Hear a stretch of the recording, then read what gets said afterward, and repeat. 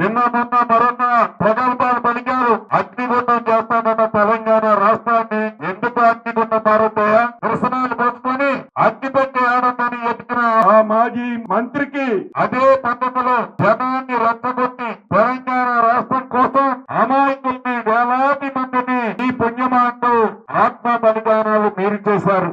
మళ్ళీ అశాస్త్రీయంగా ఏదైతే జిల్లాలు, డివిజన్లు, మండలాలు జరిగాయో వారిని శాస్త్రయుక్తంగా చేయాల్సిన అవసరం అప్పుడు కాదు, ఈ వేదిక ద్వారా కూడా చెప్తున్నాను. అసెంబ్లీలో చర్చ పెట్టి కేబినెట్ లో ఆమోదం పొందించుకొని అవసరమైతే వాటిని సరి చేస్తాము అని కేబినెట్ తో పాటు ఏదైతే రిటైర్డ్ జడ్జి కమిటీతో వచ్చే రిపోర్ట్ ఆధారంగా చేస్తామని గౌరవ ముఖ్యమంత్రి గారు చెప్పారు. దానికట ఈ రాష్ట్రాన్ని అగ్నిగుండం చేస్తాడట. అంటే మీ బుద్ధులు పోనిచ్చుకోలే. నీకు అధికారం ఉంటే ఒక పద్ధతి, నీకు అధికారం లేకపోతే రాష్ట్రాన్ని అగ్నిగుండంగా ఎలా చేసి ఆ అగ్నిగుండం మంటలని చలి కాసుకోవాలి అని తాపత్రయపడుతున్నావు నువ్వు.